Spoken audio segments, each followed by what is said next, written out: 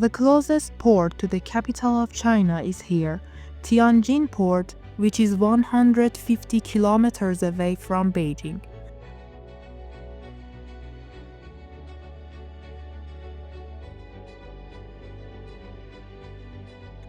Since 2011, a company began operating in this port whose job was to store dangerous materials.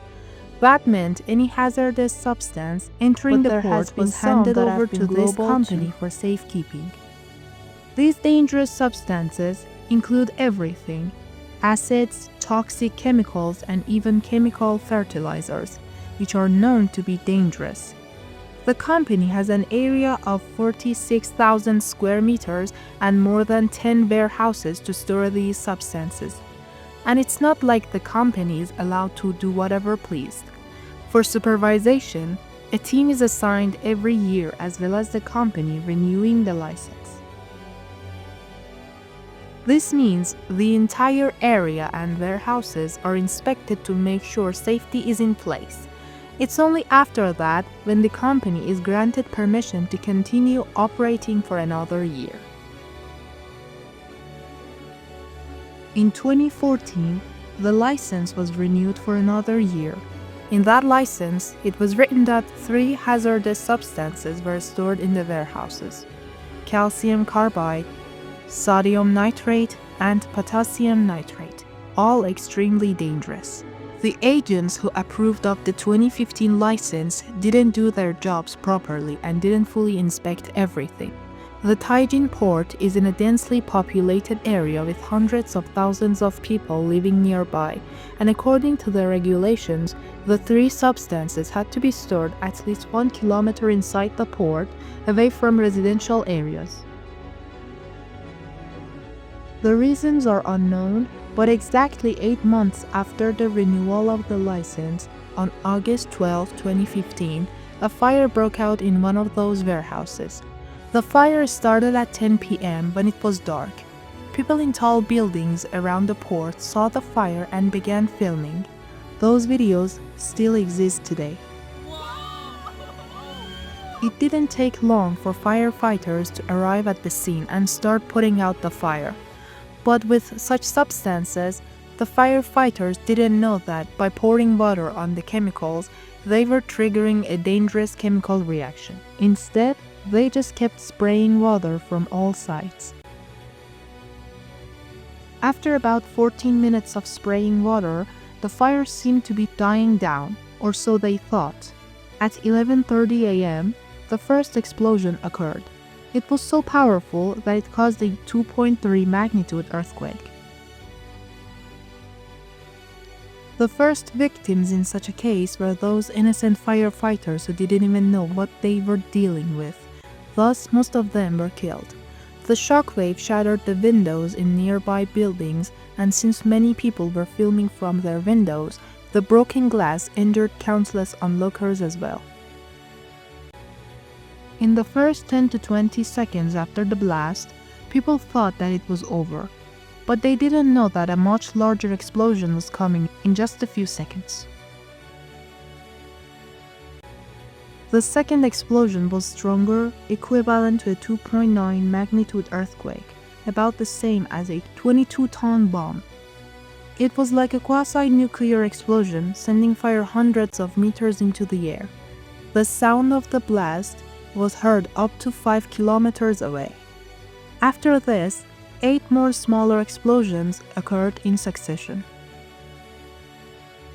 Normally, such news doesn't leak out of China this easily, but in one of the surrounding buildings, a Japanese journalist recorded everything and shared it online. By then, it was too late for China to suppress it. When the news spread, the China government panicked and sent in experts to investigate, not to the actual blast site because the fire was still burning. The experts announced that the explosion was 100% due to ammonium nitrate, the same chemical fertilizer, which the improper storing of it had caused such a disaster.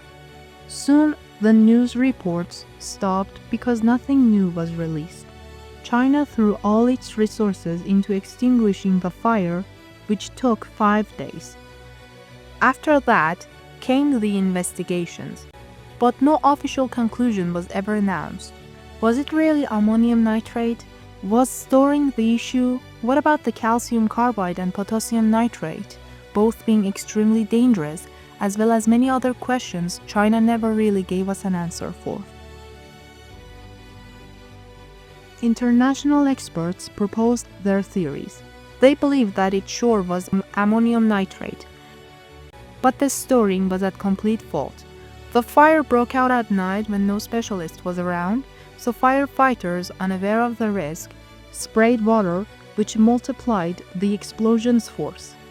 They say that if just one expert had been there to warn the firefighters about not using water and instead using special powder, maybe the massive blasts wouldn't have happened. The entire port was damaged. Stacks of shipping containers were hurled across the ground, many goods inside were destroyed, 8,000 Kia and Hyundai cars awaiting entry into China were obliterated, smashed together into walls or burned. Aside from all that, 4,500 personal vehicles of workers and locals were badly damaged, 7,533 shipping containers were crushed beyond use, and 304 buildings in and around the port were completely destroyed. Within a 2 kilometers radius, all windows were shattered, and more than 17,000 homes and apartments lost their glass. Thousands of people watching from their windows were injured by flying shards, and many suffered eye injuries, some even permanently. In the end, 173 people, mostly firefighters, lost their lives and 798 people were injured. But thankfully, modern medicine prevented many of the eye injury victims from going blind. The next day, Chinese President Xi Jinping appeared on TV, vowing the people at fault would be found and punished severely. On August 27, 2015, which was 15 days later, 12 employees of the hazardous materials company, including the CEO, were arrested. After 10 months of trials, 49 government agents were also arrested and sentenced to long prison terms, which the length are undisclosed, and the CEO, Yu Xuewei, was sentenced to death. China doesn't play when it comes to punishment. The fact that news of this disaster got out at all was unusual. Normally, they don't allow it. Most media are state-controlled and filtered in China. If that Japanese journalist hadn't shared it, the world might have never known. Afterwards, Western media mocked China for months, pointing out how they weren't releasing accurate casualty figures. Months later, the New York Times reported that the 17,000 destroyed homes were either rebuilt or brought back by the government. But inside China, nothing was ever spoken of again. No anniversaries, no newspaper coverage, no TV reports, and no memorials. Later on, it came out that even talking about the disaster became a crime, and even the names of the firefighters who died were never officially honored. And that was China's quasi-nuclear explosion. Thank you so much for watching. Please make sure to support us by subscribing.